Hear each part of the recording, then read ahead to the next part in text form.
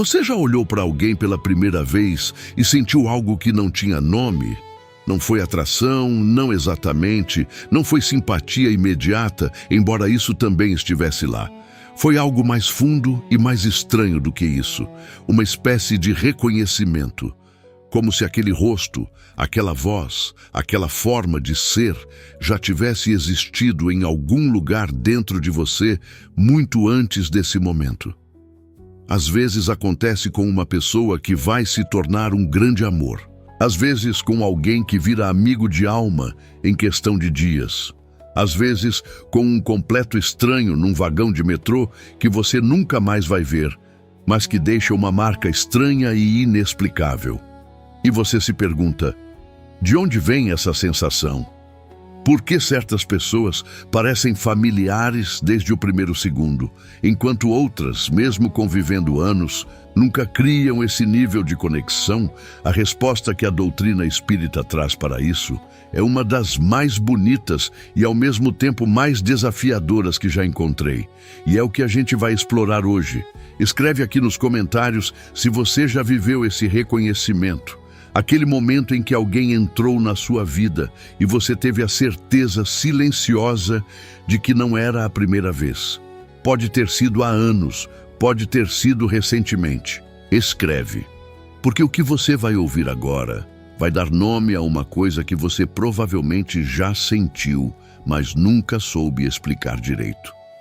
Antes de entrar no que a espiritualidade diz, quero te convidar a pensar numa cena simples. Imagine duas pessoas se encontrando numa sala cheia de gente. Elas não se conhecem, não têm amigos em comum, não frequentam os mesmos lugares, chegaram ali por caminhos completamente diferentes. E mesmo assim, em algum momento da noite, os olhos se cruzam. E algo acontece. Não é forçado, não é construído.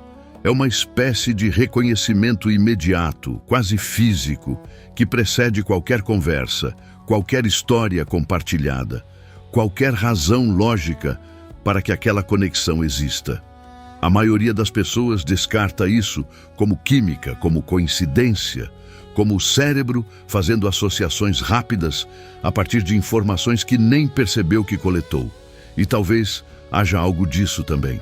O cérebro humano é extraordinariamente bom em reconhecer padrões, mas a doutrina espírita propõe algo mais, que esse reconhecimento não é o cérebro inventando familiaridade, é a alma lembrando.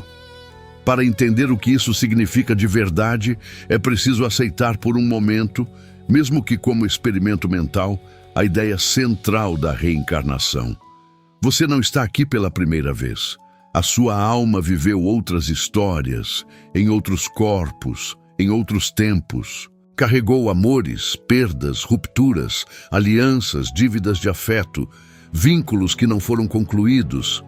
E essas histórias deixaram marcas que não desaparecem quando o corpo muda. Na doutrina espírita, isso é chamado de memória perispiritual. O perispírito é o corpo espiritual que envolve a alma e que persiste de encarnação em encarnação. Ele carrega impressões, não como lembranças narrativas detalhadas, mas como padrões de reconhecimento. Como frequências gravadas que vibram quando encontram algo que ressoa. E quando você encontra alguém que o seu perispírito reconhece, alguém com quem você compartilhou uma história antes desta vida, o que você sente não é fantasia nem projeção. É o eco de algo real que aconteceu antes. Como dizia Chico Xavier, as almas que se amam se reconhecem através dos véus do esquecimento. Essa frase é linda, mas vale entender o que véus do esquecimento significa aqui. Quando encarnamos, a memória das vidas anteriores é velada, não apagada, mas coberta. Esse véu existe por razões específicas. Sem ele, o peso acumulado de séculos de experiência tornaria impossível viver plenamente o presente. Mas o reconhecimento emocional não precisa de memória narrativa para funcionar. Você não precisa lembrar o nome que aquela pessoa tinha em outra vida, o país em que viveram, a história que compartilharam.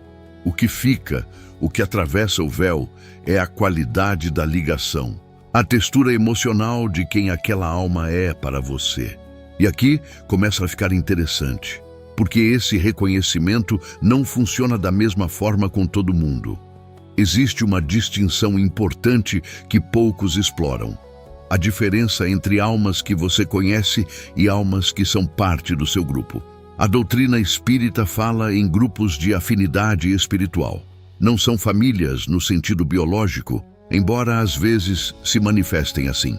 São conjuntos de espíritos que se acompanham ao longo de múltiplas encarnações, que compartilham propósitos parecidos, que aprendem juntos, que às vezes se machucam mutuamente e precisam se reparar, que se ajudam a avançar. Dentro desse grupo, o reconhecimento é mais profundo e imediato. É como sintonizar uma frequência que você conhece bem, mesmo sem saber de quando. Com pessoas fora do grupo, você pode construir conexões reais e profundas ao longo do tempo. Mas aquela faísca inicial, aquela certeza silenciosa no primeiro olhar, tende a acontecer principalmente com quem compartilha uma história mais longa com você do lado de cá do véu. Mas atenção, e isso é importante de entender. Reconhecimento espiritual não é o mesmo que compatibilidade garantida. Não é sinal de que vai ser fácil, de que vai dar certo, de que essa pessoa vai ficar na sua vida para sempre ou que o relacionamento vai ser de paz e leveza. Às vezes, o reconhecimento mais intenso acontece com almas com quem você tem dívidas kármicas não resolvidas, com quem você teve uma história de conflito, de abandono, de traição, de amor interrompido. E quando essas almas se reencontram, o reconhecimento é poderoso exatamente porque há muita coisa a ser trabalhada entre elas. Esse é um dos motivos pelos quais certas relações são simultaneamente as mais intensas e as mais difíceis da nossa vida. Você sente desde o primeiro momento que aquela pessoa importa de um jeito que vai além do óbvio. E, ao mesmo tempo, a convivência traz à tona coisas que você nem sabia que carregava.